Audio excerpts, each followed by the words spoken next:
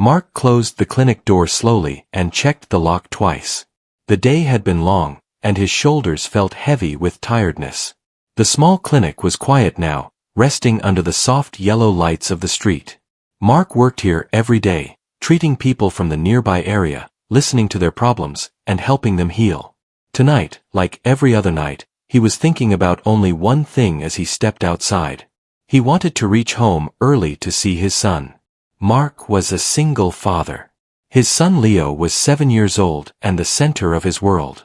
After losing his wife years ago, Mark had learned how to balance work, home, and parenting alone. He cooked meals, helped with homework, and listened to bedtime stories, even when his body begged for rest. Life had not been easy, but Mark never complained. He believed that quiet strength was the best way to live. The road outside the clinic was nearly empty. A light rain had started to fall, making the ground shine under the streetlights. As Mark walked toward his car, he noticed someone sitting near the bus stop. At first, he thought it was just a person waiting for transport, but something felt wrong. The woman was sitting too still, her head lowered, her body tense. Mark slowed his steps. He had learned over the years to trust his instincts. As he came closer, the woman lifted her face. Her eyes were tired and filled with fear. Her skin looked pale, and one of her hands pressed tightly against her side as if she was holding back pain. She tried to stand, but her legs shook, and she nearly fell. Mark moved forward quickly and caught her arm before she hit the ground. "Please," she said softly. "Can you take me to the hospital?" Her voice was weak, but there was clear desperation in it. Mark looked around the street. There were no other people nearby. The rain continued to fall, and the woman's clothes were already damp. They were simple clothes, clean but old, as if she had been wearing them for many days. Mark asked her name. She said it was Anna. Her voice trembled as she spoke. She explained that she had been traveling with someone who left her there after she became sick. She did not know where to go, and her phone was gone. Her words came slowly, as if every sentence took effort. Mark helped her sit properly and studied her condition carefully.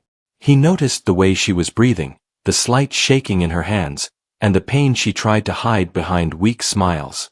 Years of experience made him alert, even though he said nothing about it. "Let me help you," Mark said calmly. "I will take you to the hospital." Anna looked surprised, then relieved. Tears filled her eyes, but she tried not to cry. She thanked him again and again, apologizing as if she had done something wrong by asking for help. Mark guided her to his car and helped her sit in the passenger seat. He adjusted the seatbelt carefully so it would not cause her discomfort. Then he turned on the heater and started driving toward the hospital. During the drive, Anna stared out the window. The city lights blurred because of the rain and her tired eyes. She spoke little, but when she did, her words revealed a lonely story. She had been struggling for a long time. People had made promises to help her, but those promises never lasted. Being left alone had become normal for her, but tonight, her body could no longer endure it. Mark listened without interrupting. He kept his eyes on the road, but his attention was fully on her condition. He spoke gently, asking her to stay awake and breathe slowly. His calm presence made Anna feel safe, even though she did not understand why. She saw him only as a kind stranger, a single dad with a quiet voice and tired eyes. She did not know that he was trained to handle emergencies. She did not know that he had worked in major hospitals and saved countless lives. Mark never talked about his profession unless needed. To him, being human came before any title. As they reached the hospital, Anna's strength faded further. Her head leaned against the seat, and her eyes closed for a moment. Mark parked the car quickly and stepped out. His tiredness disappeared instantly. His movements became sharp and focused. He opened her door and supported her weight with practiced care. Nurses nearby noticed his urgency and rushed over with a wheelchair. Mark explained her symptoms clearly and briefly, guiding them with confidence. The staff listened closely, responding immediately. Anna was wheeled inside, her eyes opening just enough to see Mark walking beside her. She felt a strange sense of comfort knowing he was still there. Before the doors closed, she whispered a soft thank you. Mark stood outside the emergency room for a moment, watching as they took her inside. His phone buzzed in his pocket. It was a message from his son, asking when he would be home. Mark typed a quick reply, telling Leo he would be a little late. He put the phone away and took a deep breath. Helping Anna had been the right choice. He did not know her past, and he did not know what would happen next, but something told him that their paths crossing tonight was not an accident. Inside the hospital, Anna was unaware that the man who brought her there would soon play a much bigger role in her life. She believed she had met a kind stranger on a rainy night. She had no idea that this meeting would slowly change her future, and Mark's, in ways neither of them expected. This night, which started like any other, was only the beginning. The hospital hallway was quiet except for the soft sound of footsteps and distant voices. Mark sat on a chair near the emergency room, his hands resting on his knees. He looked calm from the outside, but his mind was busy. He kept thinking about Anna's condition and whether she would be all right. A nurse came out after some time and told Mark that Anna was stable for now. She said the doctors were running tests and that Anna would be moved to a room soon. Mark nodded with relief. He thanked the nurse and stood up, ready to leave. He believed his job was done. He had brought her safely, and now the hospital would take care of her. As Mark turned toward the exit, a doctor's voice stopped him. "Excuse me, sir." Mark turned around. A senior doctor was walking toward him with a file in his hand. The doctor looked curious, almost thoughtful. "You explained her symptoms very clearly," the doctor said. "Are you from the medical field?" Mark paused for a moment. He did not like attention, but he also did not like lying. "I am a doctor," Mark replied simply. "I work at a small clinic nearby." The senior doctor's expression changed instantly. Respect replaced curiosity. "That explains a lot," he said. "Would you like to see her once she is settled? She seems calmer when you are around." Mark hesitated. He thought of his son waiting at home, probably already asleep. But he also thought of Anna, alone in a hospital bed, surrounded by strangers. "I can stay for a short time," Mark said. Anna was moved to a small room with soft lights and clean white sheets. She slowly opened her eyes and looked around, confused at first. When she saw Mark standing near the door, her heart eased. "You stayed," she said quietly. "Yes," Mark replied. "You are safe now." Anna tried to sit up, but Mark gently told her to rest. A nurse adjusted her pillow and explained that she needed to stay under observation. Anna listened silently, nodding slowly. When the nurse left, the room became quiet. Rain tapped softly against the window. Anna looked at Mark, her eyes full of questions. "You were very calm," she said. "You knew exactly what to do." Mark smiled lightly. "I have seen many people in pain. You learned to stay calm." Anna did not press further. She was too tired to ask. Instead, she shared pieces of her life in a soft voice.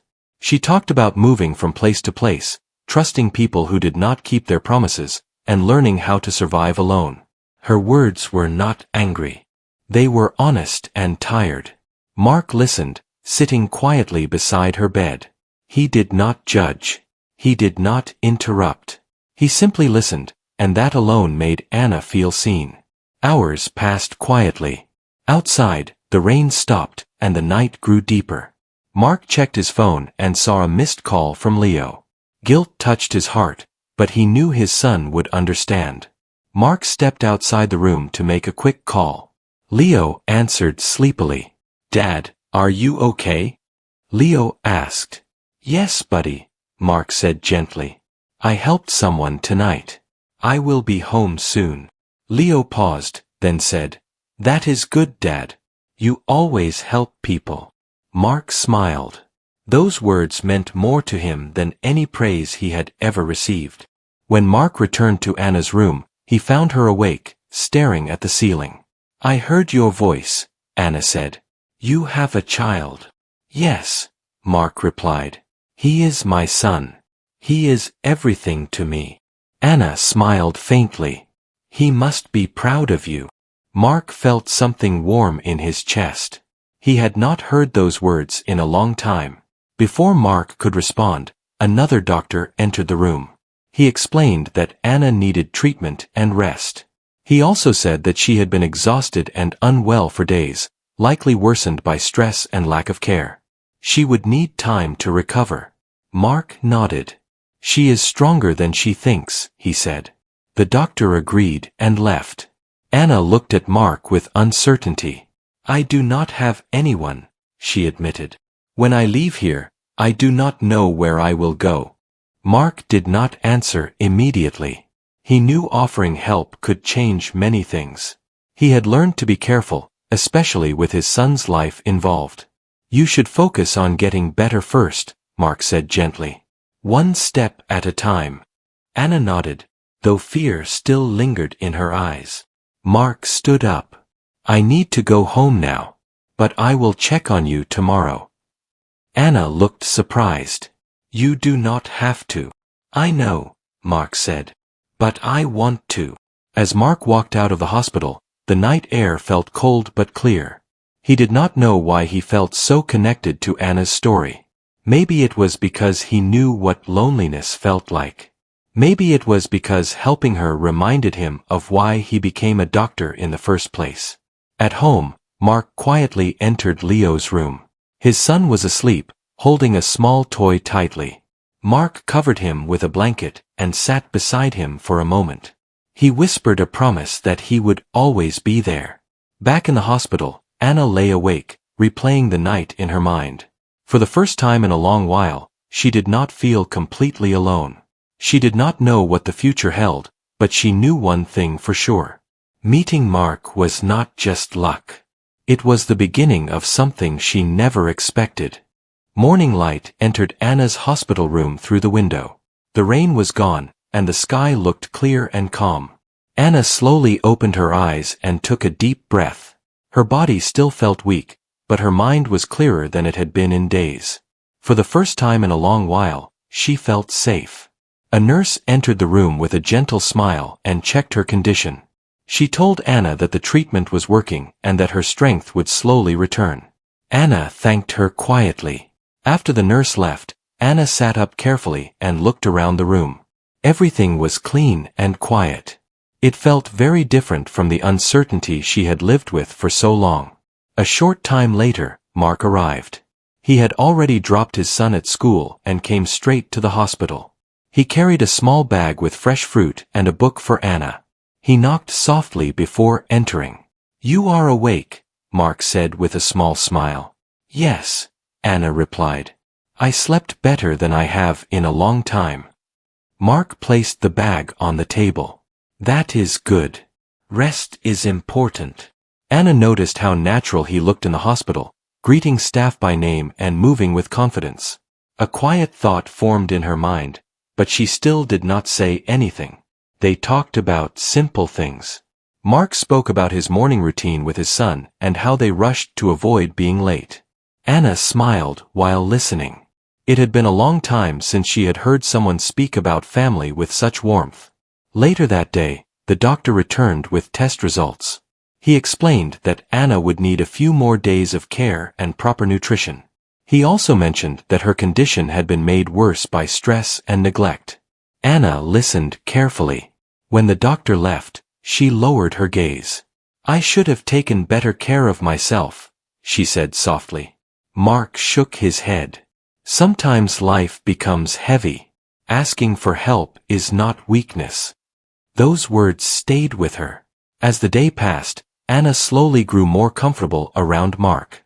She asked him questions about his work, his clinic, and his life. Mark answered honestly but simply.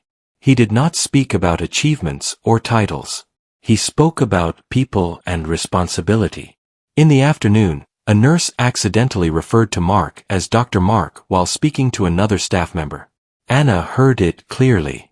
She looked at Mark in surprise. You are a doctor, she said. Mark nodded. Yes. You never told me, Anna said. You never asked. Mark replied gently. Anna laughed softly, then grew quiet. I begged you to take me to the hospital. I had no idea. It does not matter, Mark said. You needed help. That was enough. Anna felt embarrassed at first, but then something else replaced it. Respect.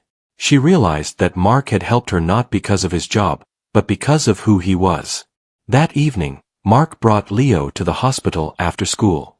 He wanted Anna to know the most important part of his life. Leo walked in slowly, holding his father's hand. This is Anna, Mark said. She is getting better. Leo smiled shyly. I hope you feel better soon. Anna felt tears rise in her eyes. Thank you, she said. You are very kind. Leo talked about school, his favorite subject, and his love for drawing. Anna listened carefully. Being around a child again reminded her of dreams she once had but had buried under years of struggle.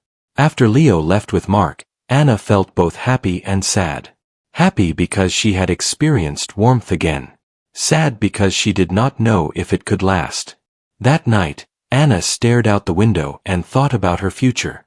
She had no home waiting for her and no clear plan. Fear tried to return, but it was weaker now. The next morning, the doctor told Anna that she could be discharged in 2 days if her condition continued to improve. Relief mixed with worry. She thanked the doctor, then sat quietly. When Mark arrived later, Anna shared the news. I will be leaving soon, she said. I do not know where I will go. Mark sat down and thought carefully. He had spent many nights considering this moment. I have a small guest room, he said slowly. You can stay there for a while. Until you find your way. Anna's eyes widened. I cannot ask that of you. You did not, Mark said. I offered. She felt overwhelmed. No one had offered her a place without asking for anything in return before. Her voice shook as she replied. I do not want to cause problems. You will not, Mark said. My home is quiet. And my son likes you. Tears rolled down Anna's cheeks. She covered her face, trying to hide them. Mark handed her a tissue and waited without speaking. For Anna, this was not just a place to stay. It was a chance to begin again. In the days that followed, Anna focused on healing, both in body and spirit. She began to believe that maybe life had not closed every door. Mark returned home each night feeling thoughtful. He knew his decision would change things, but he also knew it felt right. Two people, both carrying silent pain, were slowly moving toward a shared path. Neither of them knew exactly where it would lead. But for the first time, both felt hope growing quietly within them. Anna left the hospital on a quiet afternoon. The sun was gentle, and the air felt fresh. Mark stood beside her, holding a small bag with her belongings. Anna moved slowly, still gaining strength, but her steps were steady. This moment felt unreal to her. Just days ago, she had been alone on a cold street. Now she was walking out with someone who cared. Mark drove carefully, making sure Anna was comfortable. She watched the streets pass by, feeling a mix of nervousness and gratitude. She had not stayed in anyone's home for a long time. Trust did not come easily anymore, but something about Mark made her feel safe.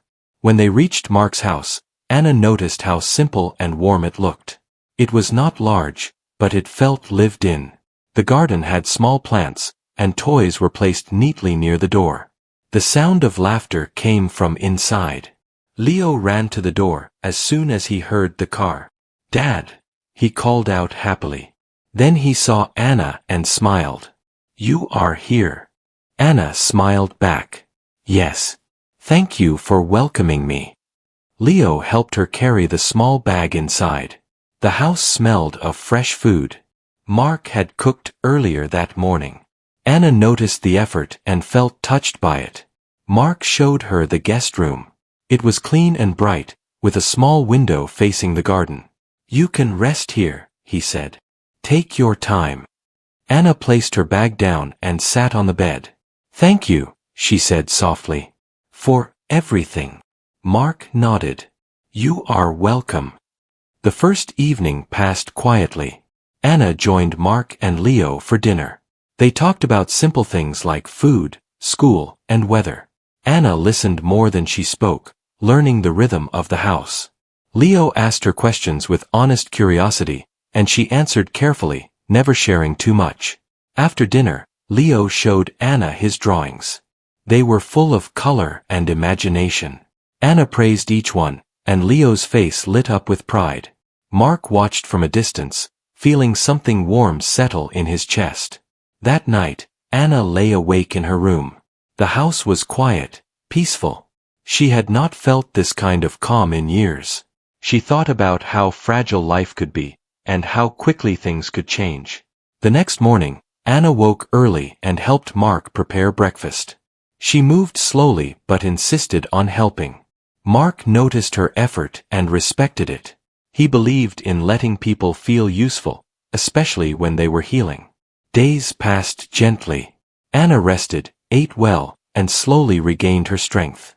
Mark went to work, and Leo went to school. Anna stayed home, keeping the house tidy and watering the plants in the garden. It gave her purpose. It gave her peace. One afternoon, Mark came home earlier than usual. He found Anna sitting in the garden, watching the leaves move with the breeze. "You seem stronger today," he said. "I feel stronger," Anna replied. "Because I feel safe." Mark sat beside her. "You are welcome here. But you should also think about what you want next." Anna nodded. "I want to work again. I want to stand on my own." Mark smiled. "That is good. When you are ready, I can help you find something." Anna felt encouraged. She had not felt hopeful about the future in a long time. That evening, Leo came home quieter than usual. Mark noticed it immediately. "What happened?" he asked. Leo hesitated, then said, "Some kids said I do not have a normal family." Mark felt a sharp pain in his heart. He knelt down beside his son. "What did you say?" "I said my family is kind," Leo replied. "And that is enough." Anna listened from the doorway. She felt tears in her eyes. Leo's words touched her deeply. Later that night, Mark sat alone in the living room. Anna brought him a cup of tea and sat across from him. "He is very strong," Anna said. "He learned that from watching life," Mark replied. There was a moment of silence between them. Not uncomfortable, but thoughtful. "I do not want to cause trouble for you or your son," Anna said carefully. "You are not," Mark said firmly. "You have brought kindness into this home." Anna looked at him, searching his face. She saw honesty there. She saw care, not obligation. As weeks passed, Anna found a part-time job at a small store nearby. It was not much, but it was a beginning. Mark supported her quietly, never making her feel dependent. Leo grew attached to Anna. She helped him with homework and listened to his stories. Slowly, the house felt fuller, warmer. One evening, Mark realized something important. His home no longer felt like a place he returned to out of duty. It felt like a place of connection again. Anna also realized something. She had stopped feeling afraid of tomorrow. Their lives were not perfect. They still carried pain from the past. But together, they were learning how to move forward. What started as an act of kindness had grown into something deeper. And neither of them wanted to let it fade. Life slowly found a new balance in Mark's home. The days no longer felt heavy, and the nights were no longer silent. Anna settled into her routine with quiet confidence. She worked at the small store during the day and returned home in the evening with a calm smile. Each day, she felt stronger, not only in her body but also in her heart. Mark noticed the change in her. She stood taller, spoke with more certainty, and laughed more often. He admired her strength, even though he never said it aloud. He had always respected people who rebuilt themselves after being broken by life. Leo was the happiest of all. He enjoyed having someone at home who listened carefully and encouraged his creativity. Anna helped him with school projects and cheered for him during small achievements. She never tried to replace anyone. She simply cared, and that was enough. One evening, Leo brought home a drawing. It showed 3 people holding hands in front of a house with a bright sun above it. He placed it on the table proudly. "This is my family," Leo said. Mark felt his throat tighten. Anna looked at the drawing, then at Leo. She did not speak, but her eyes filled with emotion. Later that night, after Leo went to sleep, Mark and Anna sat together in the living room. The house was quiet, filled only with the soft sound of the clock. "You have changed our lives," Mark said calmly. Anna shook her head. "You saved mine first." Mark looked at her seriously. "You saved yourself. I only opened a door." Anna thought about that. She had been given help, but she had also chosen to stand again. That truth gave her pride. Weeks passed, and Anna was offered more hours at work. Her manager trusted her and valued her honesty. For the first time in years, Anna felt respected. She began saving money and planning carefully. One afternoon, Anna came home with news. "I was accepted into a short training program," she said. "It will help me get a better job." Mark smiled. "I am proud of you." Those words meant everything to her. As time moved forward, the bond between Mark and Anna deepened naturally.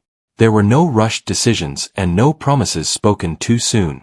They shared moments of understanding, small smiles, and quiet support. Their connection grew from trust, not need. One evening, Mark invited Anna and Leo for a walk in the park. The sky was clear, and the air was cool. Leo ran ahead, laughing, while Mark and Anna walked slowly behind. "I used to believe kindness was rare," Anna said. "Now I believe it finds us when we need it most." Mark nodded. "I believe people change each other when they meet at the right time." They stopped near a bench. Leo sat down, tired from running, and leaned against Anna.